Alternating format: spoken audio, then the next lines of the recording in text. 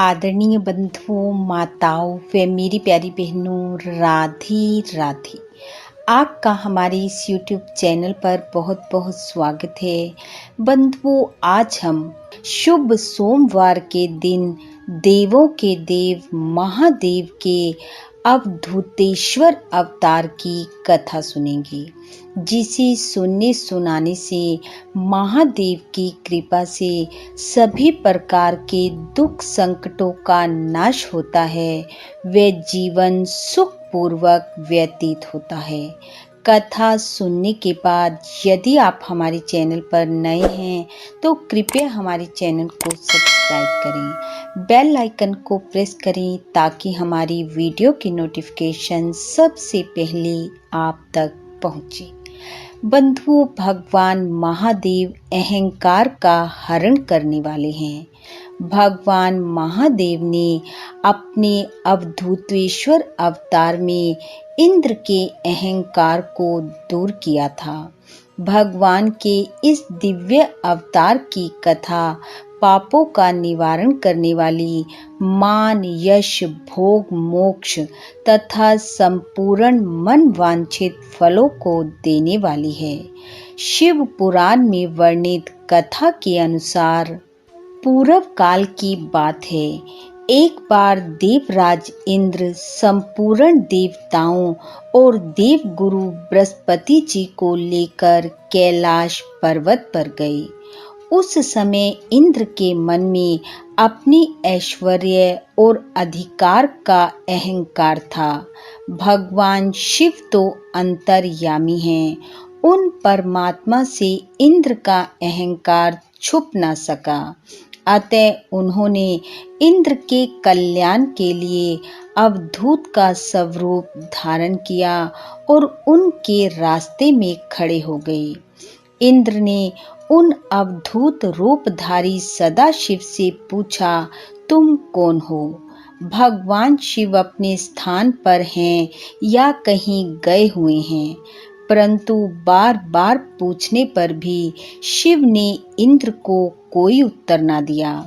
इस प्रकार उस दिगंबर अवधूत द्वारा अपनी अवहेलना होते देख इंद्र क्रोधित हो गए और उन अवधूत रूपधारी सदाशिव को फटकारते हुए बोले, अरे मूढ़ दुर्मते, तू बार बार पूछने पर भी उत्तर नहीं देता, अतः मैं तुझ पर वज्र प्रहार करता हूँ, देखता हूँ तुझे कौन बचाता है।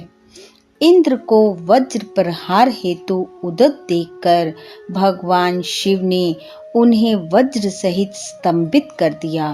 फिर तो इंद्र की बाह ही अकड़ गई और वे मंत्र से अभिमंत्रित सर्प की भांति क्रोध से जलने लगी। उधर उन अवधूतेश्वर स्वरूप भगवान शिव के ललाट से एक तेज निकला।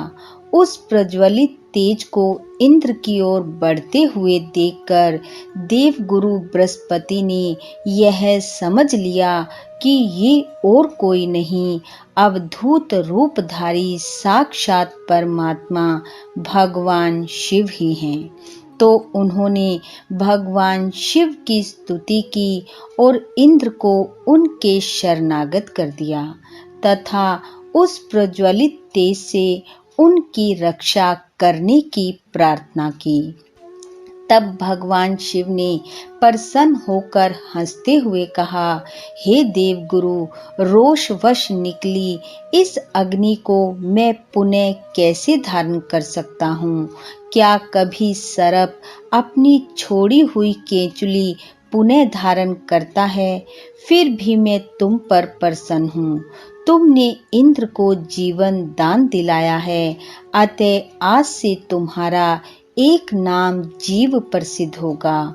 मेरे ललाटवर्ती नेत्र से निकली इस अग्नि को देवता सहन नहीं कर सकते, अतः मैं इनके कल्याण के लिए इसे कहीं और स्थापित करता हूँ। यह कहकर अवधूत वेशधारी भगवान शंकर ने उस भयंकर तेज को समुद्र में फेंक दिया। वहां गिरते ही वह तत्काल एक बालक के रूप में परिवर्तित हो गया, जो सिंधु पुत्र जलंधर के नाम से विख्यात हुआ।